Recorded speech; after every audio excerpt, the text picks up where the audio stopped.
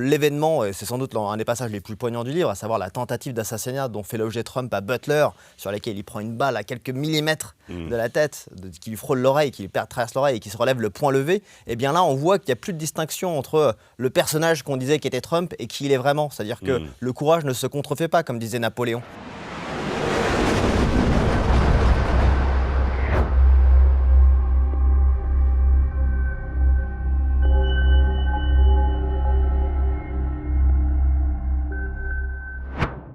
Bonjour à tous, chers abonnés d'Omerta, chers abonnés de notre chaîne YouTube. Je le rappelle, 530 000 abonnés.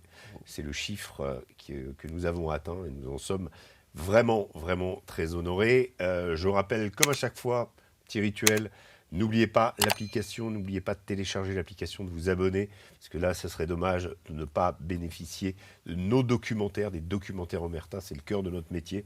Nous en avons beaucoup à votre disposition, donc allez faire un tour sur l'appli. Et je rappelle aussi, antimondialiste, les patriotes à la reconquête de l'Europe, ça c'est le titre de notre magazine qui actuellement est en kiosque, 5000 points de vente en France. Voilà pour les annonces.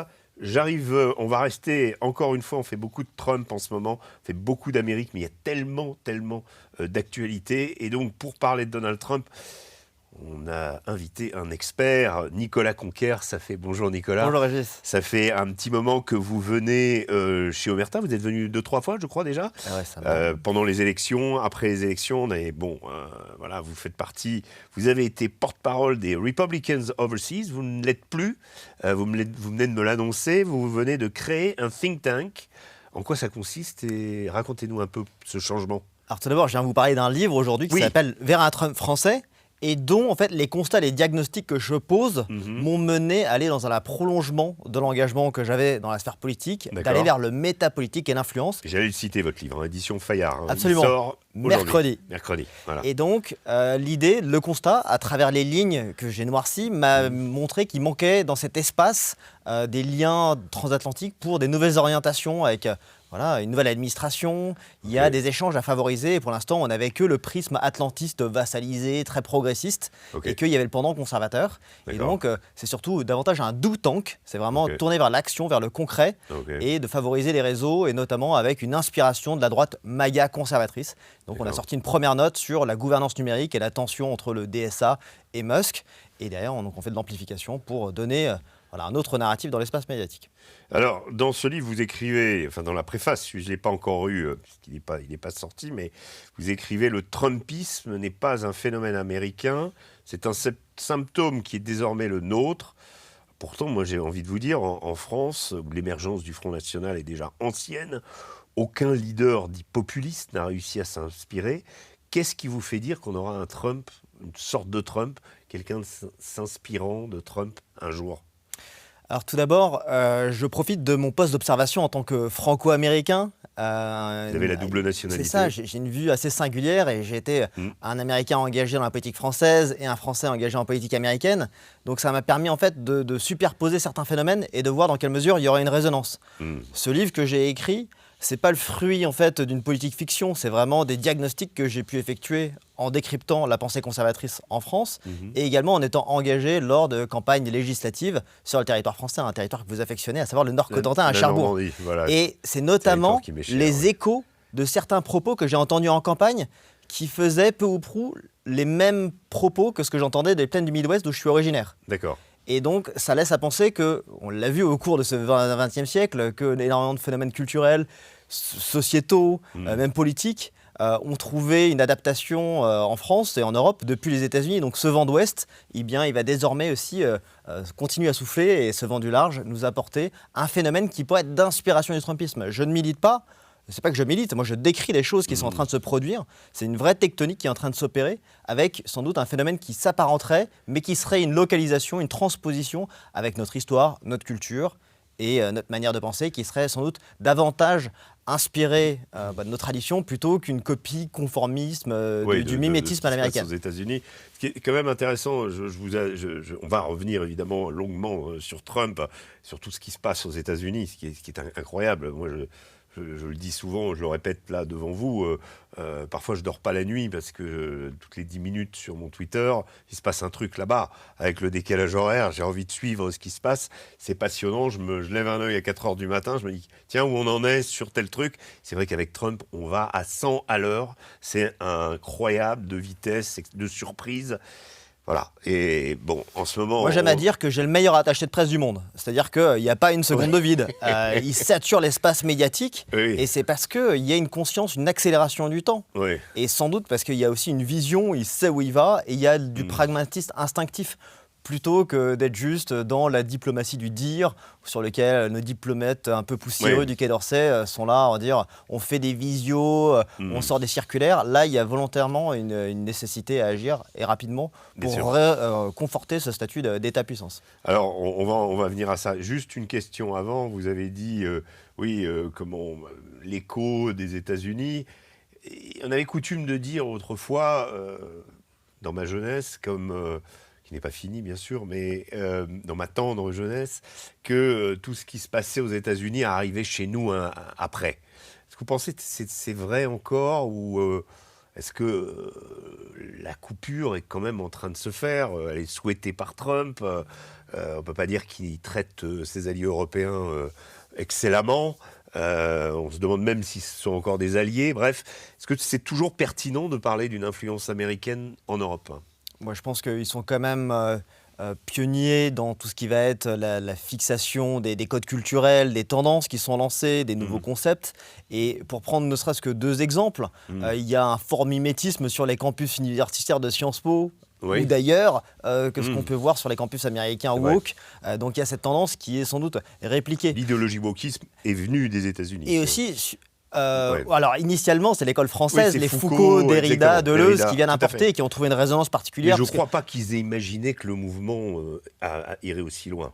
Non, bien sûr, c'était la grande déraison. La French Theory et qui ensuite a été relocalisée parce que forcément il y a une espèce de contagion émotionnelle qui va avec tout notre temps, une perte un peu du sacré, des structures qui viennent aussi cadrer les êtres et qui laissent place à un grand vide. Mais je vais prendre un autre exemple qui est politique. On l'a vu aux États-Unis avec le renversement de l'arrêt Roe versus Wade concernant l'avortement, qui a redonné ce pouvoir donc aux États de légiférer sur le droit ou non à mettre fin à une grossesse. Eh bien, ça a entraîné une surréaction émotive immédiatement en France avec l'inscription au préambule de la Constitution du droit à l'IVG. Donc il y a mécaniquement en résonance soit par fascination, soit par répulsion, mais il y a forcément une tension qui s'exerce de manière plus ou moins volontaire, mais qu'à côté de ça, certains phénomènes qu'on va retrouver tant sur la communication politique, on le voit dernièrement, il y a des codes qui sont forcément inspirés de ce qui marche bien. La campagne, même si c'est pas quelqu'un avec qui je suis aligné idéologiquement, mais Zoran Mamdani, le maire de New York, il a brillé par son style, sa campagne de terrain, quand bien même elle était avec des filtres TikTok et qu'elle manquait un petit peu. C'était un bon jeu d'acteur plutôt que vraiment, il est rattrapé désormais par le costume de maire qui peut en inspirer d'autres. Et on le voit aussi, encore une fois, si je dois prendre d'autres exemples de communication politique avec quelqu'un que je suis davantage, c'est Rachida Dati qui veut nous faire du Trump en enfilant un gilet des boueurs. Mais encore une fois, c'est plus on essaye de faire du copier-coller que de vouloir assumer sa propre naturalité, son côté naturel, ce qui en soi aujourd'hui... son Trump, quoi, en fait. On cherche à se créer un personnage. Et moi, ce que je dis à travers le livre, c'est que certes, il y a un show présidentiel américain, parce que c'est propre à la culture américaine de se donner en spectacle. Tocqueville l'avait déjà documenté, de vouloir se mettre en avant. Mais que notamment, l'événement, et c'est sans doute un des passages les plus poignants du livre, à savoir la tentative d'assassinat dont fait l'objet Trump à Butler, sur laquelle il prend une balle à quelques millimètres de la tête, qui lui frôle l'oreille, qui lui traverse l'oreille et qui se relève le poing levé. Et bien là, on voit qu'il n'y a plus de distinction entre le personnage qu'on disait qui était Trump et qui il est vraiment. C'est-à-dire que le courage ne se contrefait pas, comme disait Napoléon. C'est une il n'y a pas d'hypocrisie dans ce style-là. Donc, il y a ce côté où désormais, on ne peut pas juste jouer un rôle, s'inventer un personnage ou une fiction. Il faut être dans l'incarnation. Et je pense que ça répond à une vraie soif, notamment en France, et ce qui se manifeste par un désintérêt du personnel politique et des élections, même s'il y a eu un record de participation lors des dernières législatives, mais qui demande à ce que notre personnel politique soit plus en prise avec les préoccupations populaires. Et donc, ça laisse à entendre une réplication ou une émanation du mouvement trumpiste ou de son courant, de sa praxis en France et en Europe. Alors, Donald Trump, pratiquement 1 an qu'il est au pouvoir, on a l'impression qu'il a déjà accompli plusieurs mandats. Il a déjà été élu, bien sûr, avant, mais celui-là, quand même, ça a été quand même une bourrasque.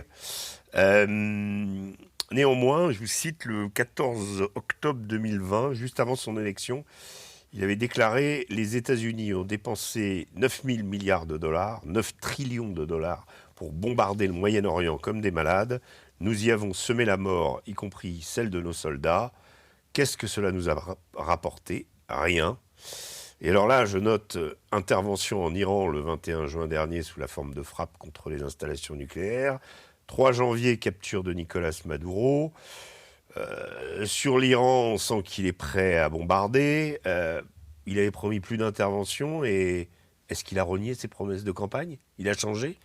Alors tout d'abord, c'est pas une question d'avoir changé, je pense qu'on peut lui reconnaître une certaine constance. Dès le départ, Donald Trump était contre l'invasion en Irak. Et chose qu'on peut aussi reconnaître à Obama, initialement, même si derrière il a monté les crédits et qu'il a fait plus d'attaques de drones, Obama, que Bush fils lui-même. C'est vrai, mais ils ont tous les deux été élus dans des agendas pacifistes. Bien sûr, mais ça c'est un peu une constance. Personne ne fait une plateforme de campagne sur le va-t-en-guerre. C'est vrai. Maintenant, je pense qu'il faut distinguer ce néoconservatisme qu'on a pu voir au début des années 2000 et ce qu'on appelait les foreign adventures, les aventures étrangères, d'aller vouloir faire du nation building, d'aller construire des régimes et qui ont conduit à des échecs retentissants, des déstabilisations de toute la zone, la chute de Kadhafi et désormais... C'est pas un peu du nation building qu'il veut faire au Venezuela? On va y venir. Mais d'ailleurs, on va voir de quoi c'est la traduction. En fait, la traduction, elle a été gravée dans le marbre à travers la stratégie de sécurité nationale qui a été publiée courant décembre et qui vise à réaffirmer le statut de la puissance américaine sur sa zone d'influence qui est l'hémisphère ouest, globalement de l'Alaska à la Terre de Feu. Donc l'enjeu est de dire, nous, on ne veut pas qu'on ait de menaces dans notre jardin.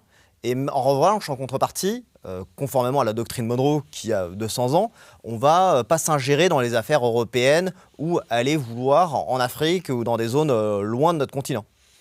Et donc, ce qui concerne Venezuela, parce que c'est un cas particulier et qui n'est pas du tout à mettre sur le même plan que la neutralisation des infrastructures militaires iraniennes l'été dernier, vise à dire que là on avait donc un État qui était un modèle socialiste communiste depuis près de 30 ans, 27 ans pour être précis, qui a créé une forte menace sur les intérêts nationaux et de la sécurité nationale américaine par tous les cartels qu'elle alimentait, le narcotrafic, et qui sont à l'occasion de l'origine de dizaines de milliers de morts par an aux États-Unis. Donc c'est ce qui a été invoqué, et c'est pas quelque chose qui date de Donald Trump, c'est pas le fait du prince, c'est Barack Obama qui avait déjà mis la tête de Nicolas Maduro à prix, qui a été réélevé sous Biden à 25 millions de dollars et 50 millions de dollars sous Donald Trump. Donc là, pour juste revenir sur cette séquence, en plus une date qui, il y a une certaine forme de résonance. Le 3 janvier, Noriega, c'était exactement le même jour. 25 ans avant. Et absolument. Et accessoirement aussi, c'était Soleimani, c'était le 3 janvier 2020. Donc il y a quelque chose avec le 3 janvier. Cela dit, ça fait surtout, ça devait même se produire en fait la veillée de Noël. Et il s'avère que les conditions aussi laissent à penser que c'est parfois le terrain qui décide, diraient tous les stratèges militaires, et donc on s'adapte. Et en revanche, là, il y avait un alignement qui faisait que c'était le moment d'intervenir avec une scène qui est absolument phénoménale, digne de film. Là, la réalité a rattrapé les scènes hollywoodiennes. Là, cette intervention sur le palais présidentiel de Maduro, une opération qui a été préparée sur le long cours, avec du renseignement humain sur place, sans doute un petit côté révolution de palais aussi, mais avec un éclat retentissant, aucune perte humaine. Et uniquement les services de sécurité cubains qui sont sur place, qui ont été complètement submergés, et les systèmes de défense russes qui ont été inopérants par rapport à cette force de frappe éclatante pour aller capturer Nicolas Maduro, qui était un criminel... Vous croyez à la version du Pentagone? Là, sur le fait qu'il y ait une révolution de palais... Un nouveau Zero Dark 30. Quelqu'un a dit Zero Dark 29, pour que ce soit plus... en comparaison évidemment avec le raid sur Abbottabad qui a conduit à l'élimination de Ben Laden, d'ailleurs que Donald Trump n'a pas cité dans les exploits des forces spéciales. Vous pensez que c'est toujours la guerre avec Barack Obama? Là, je pense qu'il y a une chose qui est différente, c'est que Nicolas Maduro, il va être traduit en justice. Il n'a pas été éliminé, il n'a pas fini à la corde au cou. S'ils avaient pu neutraliser Ben Laden, ils l'auraient ramené aussi. Il s'est défendu, Ben Laden, apparemment, hein, selon la version. Voilà. Ce qui n'a pas été le cas de Nicolas Maduro, puisque... Il a cherché à se calfeutrer dans un bunker. Là, la Delta Force, peut-être des relais en interne, mais il y avait quand même une volonté de se démettre et surtout de pouvoir recevoir un peu la main tendue par l'administration Trump pour en finir avec cette pression qui en devient insoutenable. C'est un pays qui est sous sanction, mais voilà. Donc, certes, je vais revenir un petit peu sur Nicolas Maduro, parce qu'il y a quand même un truc qui est étonnant. Marco Rubio, à plusieurs reprises, même Donald Trump dans ses discours, là, accusait Maduro d'être à la tête d'un cartel, le cartel de Los Soles, qui est une espèce de structure qui se serait liée au trafic de drogue, qui se serait développée parmi les officiers supérieurs de l'armée vénézuélienne, et dont Nicolas Maduro aurait été à la tête. Quand il est présenté à un juge du district sud de New York, et qu'on lui lit le chef d'inculpation, eh bien, il n'y a plus de chef de cartel. Il n'est plus associé. En fait, il est accusé d'avoir participé au développement d'une culture de patronage liée à l'argent de la drogue. On est loin quand même du chef de cartel. Et avec ça, c'est du pain béni pour les avocats, non? Là, il y a 4 chefs d'inculpation qui ont été présentés. Oui, mais celui-là est le lui principal. Et sa femme. Et qui font qu'il y a un procès qui va se tenir de droit américain. Vous avez des Barry Pollack, des avocats de ce calibre, vous leur donnez ça, évidemment, ils vont surfer dessus pour faire libérer leurs clients, non? Eh bien, du coup, là, il y a une instruction qui oui, sera faite, bien, et pas sur le long cours, comme si c'était la Cour pénale internationale. Juste pour dire, à mon avis, le côté pragmatique, on le voit bien. C'est quelqu'un qui va finir le restant de ses jours derrière les barreaux, à l'image d'un Noriega. Mais ça ne va pas être un procès qui va s'éterniser comme si c'était devant la Cour pénale internationale. C'est des procédures sans doute plus accélérées et sur lesquelles on rentre vraiment donc, le pendant judiciaire de cette instruction. C'est-à-dire que c'est la Delta Force qui va en compagnie d'agents de la DEA et qui le remettent devant le ministère de la Justice, d'où il était poursuivi depuis 3 administrations. Je comprends, mais dans le chef d'inculpation, et quand on écoute Donald Trump en parallèle ne nous parler qu'exclusivement que de oil, drill baby drill, invitant les patrons du pétrole américain à forer au maximum et à venir s'investir. Alors, ils ne sont pas tous d'accord, il y a eu mais celui d'Exxon en particulier, le principal, c'est quand même étonnant, non? Vous ne trouvez pas ce changement on l'accuse de trafic de drogue, on s'aperçoit que le fentanyl, quand on regarde, qu'il a il y a plein de drogues qui posent problème. Tren de Aragua, qui est un des cartels mexicains, vénézuéliens, produit de la cocaïne et l'exporte aux États-Unis, ça c'est indiscutable. Mais le fentanyl qui crée des ravages, il n'est pas produit, il n'y a pas une goutte de fentanyl qui est produit au Venezuela. Donc le prétexte de la drogue qui change quand on lit l'inculpation, et Donald Trump qui ne parle plus que du pétrole, est-ce que finalement c'était pas pour le pétrole tout ça? On va y venir parce que c'est une grosse plateforme de campagne de Trump, le Drill Baby Drill, qui est une préoccupation, un slogan de campagne ancien, qui remonte à 2008, mais de manière plus spécifique. C'est pour l'Alaska au début. Ouais, absolument, c'est Sarah Palin, la colistière de John McCain. Mais en ce qui concerne ce chef d'inculpation et ces menaces qui sont portées, elles répondent surtout à une attente d'en découdre en fait avec un régime qui a affamé toute sa population. Un Vénézuélien sur 3 ont dû le régime, il est toujours là.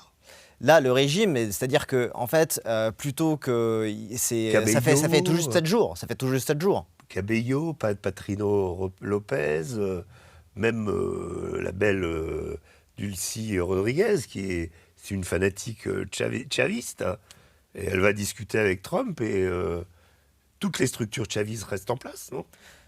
Par définition, on n'est pas dans le nation building. On n'est pas dans on a balayé tout l'état-major et en place un homme de paille. Parce que ça, c'est la meilleure chance pour que ça vienne s'effondrer immédiatement. Non, mais vous me parlez des malheurs des Vénézuéliens, mais finalement, ils continuent, ces malheurs.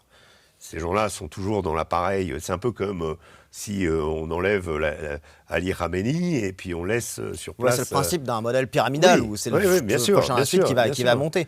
Là, l'enjeu, c'est d'arriver à trouver suffisamment de soutien en interne au sein de l'état-major, de l'armée, pour arriver à soutenir une figure d'opposition et idéalement à travers d'élections démocratiques. Et avec une nouvelle constitution, aux États-Unis, la première constitution, la seule, elle a mis 15 ans à se mettre en place. Donc c'est quand même des approches assez différentes. Et je refuse cette comparaison qui est sous-tendue à l'emporte-pièce de dire c'est un nouveau scénario à l'Iran ou à l'Afghanistan, une zone que vous connaissez particulièrement bien et sur laquelle on n'a pas du tout la même guerre tribale, on n'a pas les mêmes enjeux. Non, mais je n'ai pas dit mais c'est souvent on entend de dire bah tiens. Alors, Nicolas Conquer, depuis longtemps vous connaissez Donald Trump. Je voulais vous demander, à titre personnel, là, on voit quand même sur l'opération Maduro, le Congrès est, on va dire, un peu mis à l'écart. Enfin, il est briefé une semaine après. L'attitude de Trump, parfois, elle est dirigiste, volonté d'imposer les USA partout. Vous l'avez soutenu avant son élection, pendant, depuis. Est-ce qu'il vous arrive parfois d'avoir des doutes sur Donald Trump, de dire ce qu'il fait là, est-ce que c'était ce que vous aviez prévu? Vous le voyez comme ça, tout chamboulé Non, c'est sûr qu'il y a certains éléments qu'on n'a pas eu le temps de voir venir, mais c'est parce que j'ai pas la même vision que lui peut avoir, les mêmes informations, et il y a aussi ce côté très pragmatique et opportuniste sur ces éléments-là. Il prend tout le monde de court, et c'est ce qui fait aussi son succès, et qui nécessite parfois d'avoir sans doute de la transgression, mais quand même de continuer d'agir dans le cadre de la Constitution. Cette opération, il arrive à se passer du Congrès en le briefant après coup pour éviter des fuites. On rappelle qu'il y a près de 20 000 personnes qui sont intervenues dans cette intervention spéciale. Le potentiel de fuite est considérable. Imaginez que vous alliez en parler aux principales forces d'opposition au Congrès. On n'est pas à l'abri que ça ne soit pas révélé en une du New York Times. Donc je pense que cette opération spéciale, elle visait des personnes en particulier qui étaient sous mandat américain.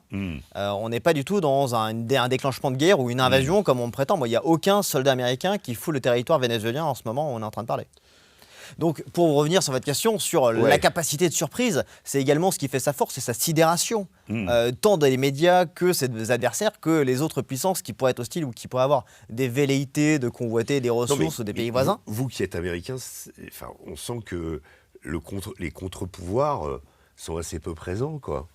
On sent que finalement, est-ce qu'il n'est pas en train de devenir un empereur plus qu'un président ? Il y a ce côté césariste, mais il y a une vraie question des contre-pouvoirs qui sont là, et notamment, si je prends ne serait-ce que l'exemple de la guerre commerciale qu'on appelle, donc la mise en place des tarifs, des barrières douanières.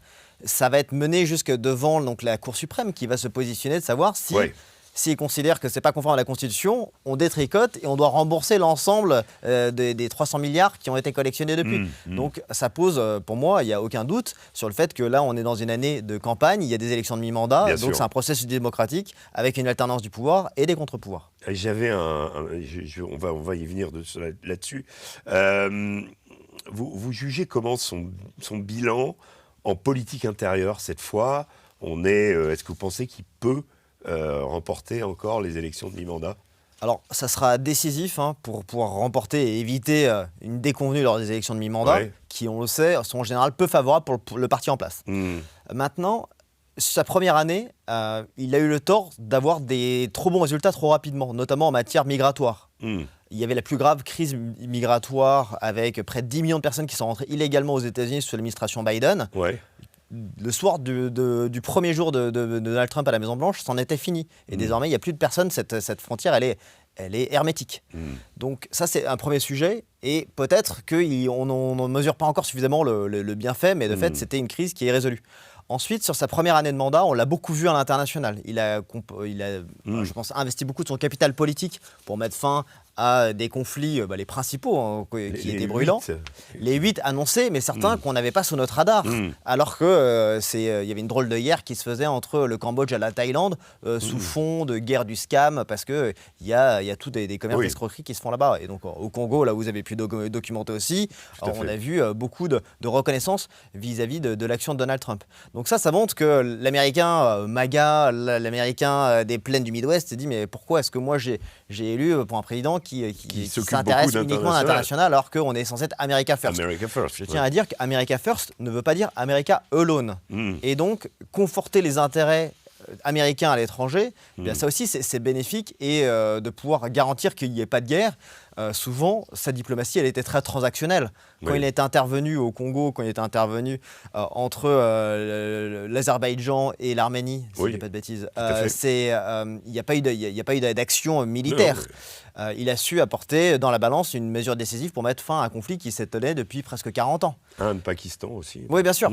Donc, effectivement, je pense qu'il y a un enjeu clé qui va être de pouvoir livrer des résultats immédiats auprès de sa base et notamment des Américains donc en politique intérieure. L'élection, elle ne se fait pas seulement au centre, elle se fait quand même sur les marges. On l'a vu, il y a une société qui est polarisée. Vous le savez ou pas, mais donc au Congrès, à la Chambre des représentants, il y a une majorité que de quelques voix. Donc ça peut très facilement basculer dans un sens ou l'être maintenu. Donc là, l'enjeu, et on l'a vu, ce qui a permis à certaines figures démocrates d'émerger et un thème qui est vraiment porté en avant, on s'en est terminé de tout ce qui est des nouveautés sociétales et du transgenrisme. Là, ça ne marche plus pour eux. Désormais, le grand mot, c'est le A-word, le mot en A, le affordability, c'est le coût de la vie. Désormais, tout est trop cher. Nous, on va aller vous mettre à disposition. Donc, globalement, la campagne de Zoran Mamdani à New York. C'est désormais, demain, on rase gratis, tout est gratuit. Vous avez des crèches, on taxe les riches. Et c'est un peu cette logique-là. Donc, désormais, l'opposition, les démocrates et même certains indépendants sont sensibles à cette rhétorique-là. Donc, aujourd'hui, on arrive en 2026.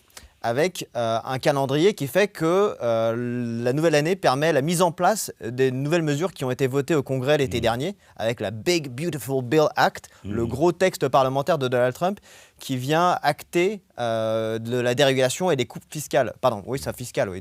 C'est-à-dire notamment pas de taxation sur les pourboires, c'est très clé pour toute l'industrie du service, pas de taxe, pas d'impôt sur la sécurité sociale, et j'en passe, et sur les heures supplémentaires, donc défiscalisation, incitation à la consommation et à la production. Et donc, il y a pour moi des effets qui vont se manifester et sur lesquels la croissance est quand même au rendez-vous. Il faut dire les choses telles qu'elles sont. On n'a pas connu le cauchemar économique qu'on nous avait annoncé à travers le Liberation Day où, vous vous souvenez, Trump présentait son tableau avec qui ont pu affoler les marchés.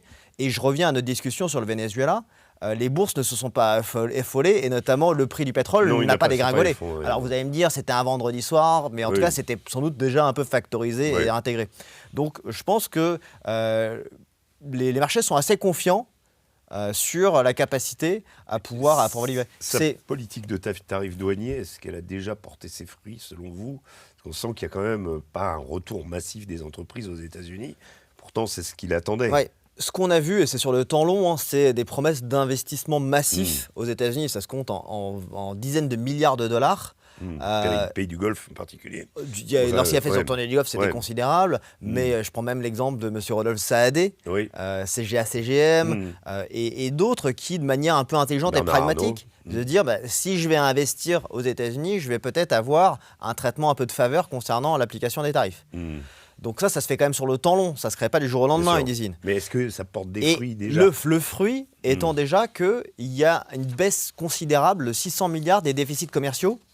Donc mécaniquement, ça se traduit par une résorption de ces chiffres qui étaient absolument abyssaux et de refavoriser une industrialisation qui va se faire sur le temps long. Et ça rejoint aussi indirectement le sujet de drill baby drill. Parce que peut-être pour reprendre un pas en arrière, le nouvel âge d'or américain de Trump, il se base sur 3 piliers. Le premier, qui est, il faut assurer la réindustrialisation des États-Unis. Donc ça passe par des barrières commerciales, donc un protectionnisme raisonné ou un protectionnisme assez agressif. Le deuxième, c'est ce qui fait sa force, c'est ce qui avait déjà marché dans son premier mandat, c'est la dérégulation. Comment est-ce que je fais pour m'assurer qu'il y ait moins de taxation sur les entreprises, que les ménages aussi puissent avoir davantage de pouvoir d'achat. Et donc ça, c'est le deuxième volet. Et le troisième, ça rejoint le drill baby drill, qui est un slogan qui est l'énergie dominante. C'est qu'il faut que je puisse assurer une quantité d'énergie massive, diversifiée, abondante, fiable et à bas coût. Et donc ça rejoint sans doute le fait de vouloir sécuriser une production de pétrole supplémentaire via le Venezuela, mais encore une fois, c'est bien de le remettre un peu en perspective. Le Venezuela, c'est certes des réserves estimées considérables, 300 milliards de barils, mais c'est 1% de la production mondiale de pétrole à l'heure actuelle. Oui. Ils sont loin par rapport à leur pic, c'est du pétrole très lourd qui va demander des infrastructures très importantes, d'où le partenariat avec les industries pétrolières américaines pour aller réinvestir ce dont elles se sont faites exproprier ou nationaliser par Chavez et Maduro, rappelons-le. Je reviens donc sur le energy dominance, qui est la logique de dire, et on le constate bien en France et en Europe, que le coût de l'énergie a généré une inflation massive sur l'ensemble des pans de l'économie. Et que le fait de pouvoir garantir une croissance, ça passera aussi par une diminution de cette énergie, et notamment à l'heure de l'intelligence artificielle, de l'IA, c'est très énergivore, à côté de tous les data centers et de ces gigafactories qui sont sur des kilomètres carrés entiers. Et bien désormais, les grands acteurs de cette industrie-là viennent aller jusqu'à construire des réacteurs nucléaires pour justement alimenter tous ces data centers qui vont aller de manière exponentielle dans les années à venir, en vue de soutenir aussi cette croissance et ces gains de productivité que ça va assurer. Alors, de façon assez intéressante, sur le Venezuela, je disais que les structures, pour le moment, de l'époque Chavez sont toujours en place. On a quand même noté que Donald Trump était plus intéressé par le pétrole que par la démocratie. Maria Corina Machado lui a proposé de partager son prix Nobel. Visiblement, le comité norvégien a dit que c'était pas possible. Alors, on peut le refuser, son prix Nobel, mais on peut pas le partager. Non, voilà, on peut pas le... Voilà. Bref, il n'a pas eu des mots les plus élogieux vis-à-vis d'elle. Les États-Unis n'avaient pas reconnu l'élection de Maduro en 2024. Mais personne. Non. Hormis la Russie, peut-être. Mais je ne sais même pas. Mais en tout cas, c'est pas pour autant qu'on va pousser à ce que Eduardo González, le vainqueur officiel, soit mis au pouvoir. Donc on se dit, quand même, il nous parle beaucoup plus de pétrole que de démocratie. Est-ce que pour vous, la finalité, c'est bien la captation de ressources énergétiques, de terres rares, finalement, tout ça, le Groenland aussi, on va y revenir, mais en vue de la guerre commerciale à venir avec la Chine. De manière plus spécifique sur le Venezuela, je pense que les enjeux dépassent la simple perspective de relancer tout un appareil et de remise à niveau des infrastructures pour extraire le pétrole, qui est d'ailleurs très lourd et très dur à exploiter. Mais donc, les raffineries américaines peuvent le faire. Bien sûr, mais l'enjeu, rappelons qu'à l'heure actuelle, ils produisent moins d'1 million de barils de pétrole par jour. C'était plus de 3 millions dans les années 90 au Venezuela. Ils sont à 600 000. Et c'est plus de 10 millions par jour aux États-Unis. Donc ils sont déjà quasiment importateurs nets, ils ont une production nette aux États-Unis. Donc moi, je pense que l'enjeu est à voir de manière plus large et de considérer que c'est plus bénéfique, notamment dans cette logique de doctrine Monroe actualisée, d'avoir un pays qui serait favorable aux intérêts américains que de juste capter 550 millions de barils et repartir en courant. C'est aussi une manière d'avoir un impact sur les cours, donc potentiellement de gêner Poutine. Et d'autres acteurs du pétrole. Bien sûr, mais derrière, il y a quand même des enjeux aussi pour la production domestique intérieure. Bien sûr. Si le cours du pétrole s'effondre, ça ne va pas faire les affaires de ces industries pétrolières américaines. C'est évident. Je tiens juste parce qu'on se dit c'est un autre continent, mais qu'on réalise, quand vous êtes en Floride ou même à Washington, la distance vers le Caracas est plus faible que de Washington jusqu'à Seattle. Donc il faut vraiment prendre en conscience ce rapport géographique. Et quand on dit que c'est le monde caraïbéen, quoi. Et de fait... On va à la Nouvelle-Orléans, on n'est pas dans une ville américaine. Non, mais c'est vrai. On a souvenir des Acadiens et de la Louisiane. Ça a été magnifiquement reconstruit d'ailleurs. On est dans un autre...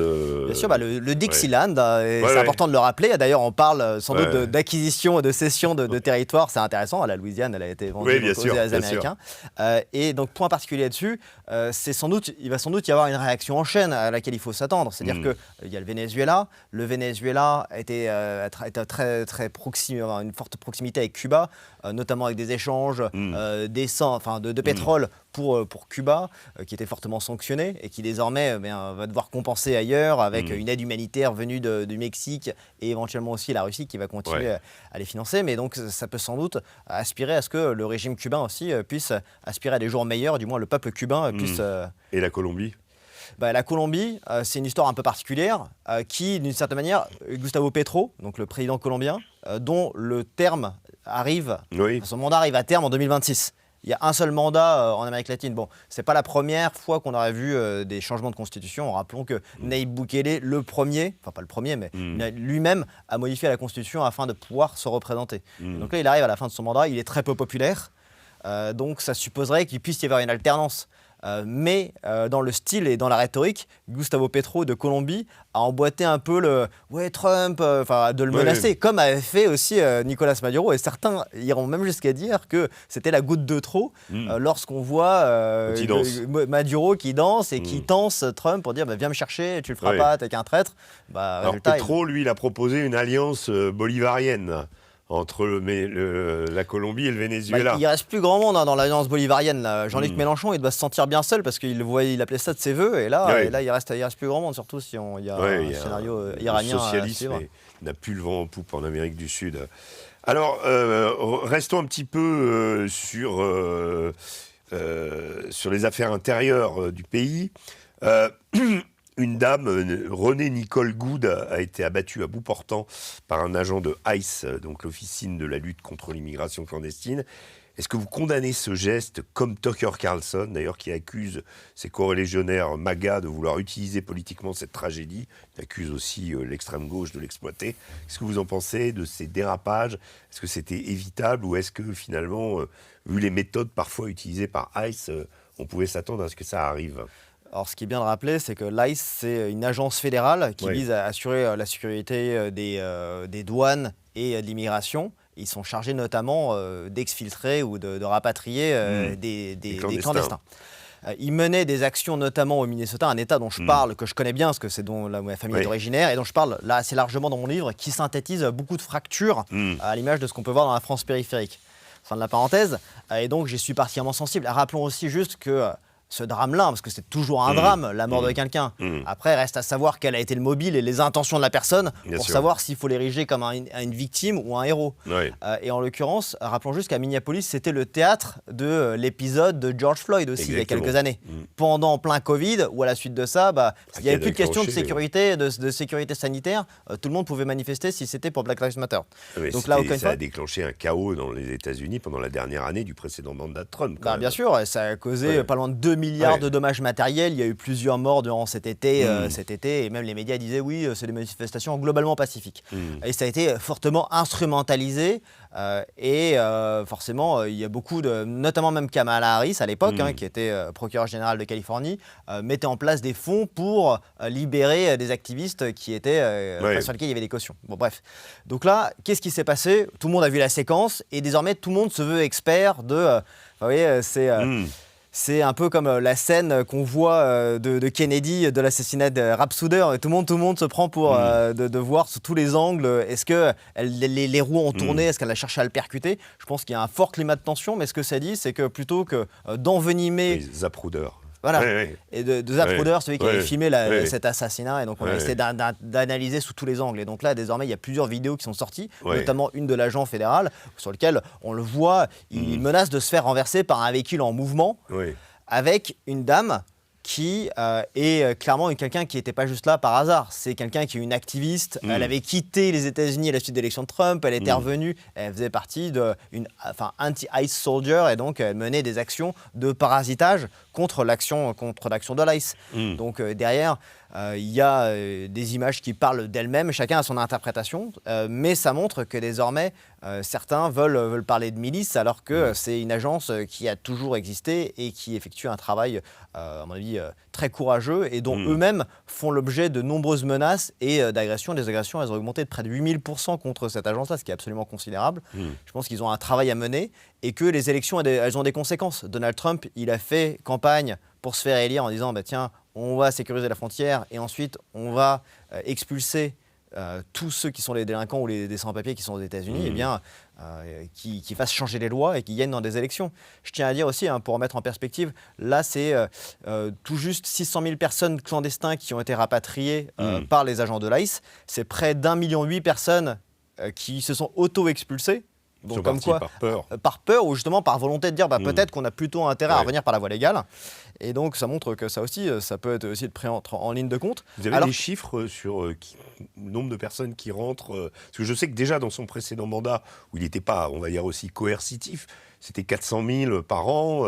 Sous Biden, c'était 2 millions, quoi. Alors là, c'est en ce qui concerne l'immigration illégale. Oui, on a frôlé des pics sous Biden à 2,5 millions. Désormais, les appréhensions, les statistiques sont ramenées quasiment à une peau de chagrin. Il n'y a plus de personnes qui rentrent parce qu'il y a un volontarisme. Les gens savent qu'ils n'ont plus d'incitation à le faire. Alors qu'il y avait une espèce de passivité de la part de l'administration Harris-Biden. Juste pour remettre en perspective ce chiffre-là, les gens l'ignorent, mais qui a été le président qui a fait le plus grand nombre d'expulsions aux États-Unis ? Je vous le donne dans le mille, c'est Barack Obama. Et ça surprend souvent parce qu'on le place un peu comme ça. Les enfants des parents. Et derrière, ça a été exploité derrière les enfants en cage, ce qui est assez dramatique, c'est triste, mais ça remonte à l'époque Obama. Donc c'est souvent, encore une fois, beaucoup utilisé, instrumentalisé à des fins politiques. Alors, dernière question, là, je voulais en venir un petit peu au vice-président, qui est discret, mais qu'on voit quand même. Il a déjà d'ailleurs placé ses billes, J.D. Vance, pour succéder à Donald Trump. Et alors, même s'il a dit, je parle d'une autre personne, que si J.D. Vance se présenterait, il ne le ferait pas, il y en a un qui a le vent en poupe, c'est le secrétaire d'État Marco Rubio. Je voulais savoir, qu'est-ce que vous en pensez ? Futur président des États-Unis ou de Cuba, comme lui a dit en plaisantant Donald Trump, qu'est-ce que vous pensez du parcours de Rubio, qui depuis un an on va dire, dans le siège de Trump, a réussi à consolider, à faire augmenter sa cote de popularité? Alors Marco Rubio, c'est le secrétaire d'État, c'est lui qui gère la diplomatie et qui est sur tous les fronts. Et en plus de ça, son portefeuille ne cesse de s'augmenter à chaque fois qu'on lui confie énormément de choses. Et je pense que voilà, il apporte aussi, il contrebalance sans doute certains des allants de Trump et il réussit beaucoup dans son approche. Aux dernières nouvelles, lui, il n'était pas forcément volontaire. De la pommade, de Lyon, c'est ça. Et donc ça, il va rencontrer les Danois là. Absolument, sur ce qui concerne le sujet du Groenland. En ce qui concerne la personnalité de Vance, je pense que c'est quelqu'un qui est pas si discret qu'on le voit, qu'on le dit, qu'il dit l'être. Il a intervenu sur la scène internationale, notamment à la conférence de Munich. C'est vrai. Il y avait la scène avec Zelensky, évidemment, où il a été un peu chahuté dans le bureau ovale.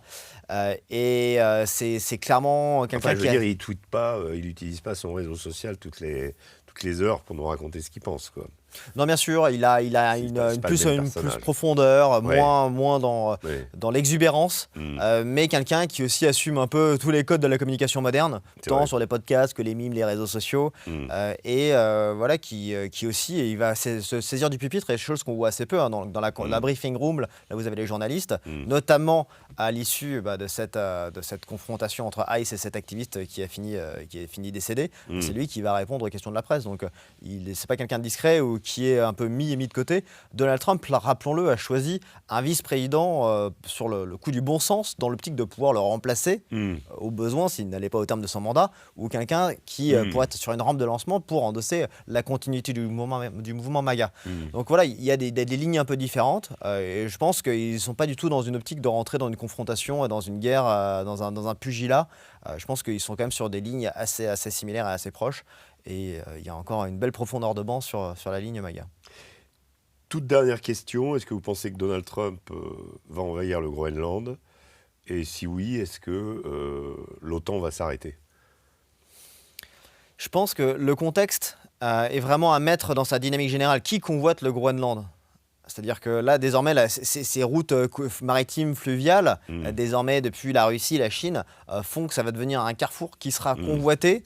Et ce sera sans doute pas forcément avec la même approche que Trump que ces tractations vont être menées. Il y a des propositions qui ont été faites vers le Groenland, soit de manière transactionnelle. Rappelons que ce n'est pas quelque chose qui date d'hier. En 1947, c'était encore secret, mais l'administration Truman avait déjà fait une proposition de 100 millions de dollars. Ramené en dollars d'aujourd'hui, c'est considérable. Ce qui nous amène à dire que les Groenlandais ont des raisons légitimes d'avoir des griefs vis-à-vis du royaume du Danemark. Ça, c'est sûr. Ça, c'est indéniable. Maintenant... Mais là, structurellement, c'est un problème. S'il y a invasion militaire, captation du Groenland, c'est une partie de l'Europe. Enfin, c'est lié à la couronne du Danemark. Donc moi, je ne veux pas juste faire de la fiction. Je vais juste vous dire, par rapport à la Constitution américaine, c'est que ça suppose nécessairement une annexion C'est jouable, il y a un ça achat, ça a déjà été fait en ce qui concerne l'Alaska, la Louisiane, le Texas. Il y a eu des traités. Non, mais de fait, les mécanismes constitutionnels ne changent pas. Ça suppose d'avoir, c'est encore une fois le contribuable via ses parlementaires qui valide l'annexion. Et de forcer un État, on va dire, allié, membre de l'OTAN, à céder une partie de son territoire, jamais vu, non ? En l'occurrence, à l'heure actuelle, il y a déjà des bases américaines qui sont présentes. Depuis les années 50, mais si on prend stricto sensu, l'administration, c'est une administration danoise, même si le Groenland a un gouvernement, un parlement, un statut d'autonomie, mais il s'agit quand même d'un bout de l'Union européenne, quelque part, non ? Il y a des Groenlandais qui souhaitent être souverains. Ils souhaitent tout cet indépendantisme, mais pour le moment, ils n'ont toujours pas fait tous les partis politiques groenlandais, mais ils ont dit qu'ils ne voulaient pas être américains non plus. Donc, il y a peut-être des dispositions qui les permettront d'entendre raison ou de réaffirmer leur statut souverain. Vous pensez que c'est une bonne idée ? Là, moi, je me menace surtout, surtout, je me prémunir de menaces d'un nouveau monde en mouvement avec d'autres blocs. Les pieds, vous croyez que les Russes iraient chatouiller Donald Trump sur le Groenland. Mais même potentiellement la Chine. Par rapport, là, on en a parlé. Vous avez évoqué tout à l'heure les ressources rares, les terres rares, qui pour moi sont clés. Parce que, juste pour faire une rapide généalogie, au cours de notre histoire millénaire, il y a eu, les ressources ont été toujours aux clés des différents conflits territoriaux. L'eau, dans un premier temps, si on regarde au cours de ces 2 derniers siècles, c'était le pétrole. Désormais, vis-à-vis de l'intelligence artificielle et de la guerre numérique, ce sont les terres rares. Donc c'est ça qui est vraiment au cœur de ces enjeux. 41 minerais différents au Groenland avec... En plus, une réduction de la calotte glaciaire qui permettent l'exploitation minière. Voilà. Et surtout ces routes maritimes qui pourraient se faire par le cercle polaire arctique. Donc voilà, pour l'instant, moi, je n'ai pas vu de déclaration d'hostilité. C'est dans la rhétorique de Trumpienne. Il y a une façon facile et une façon un peu plus compliquée de le faire.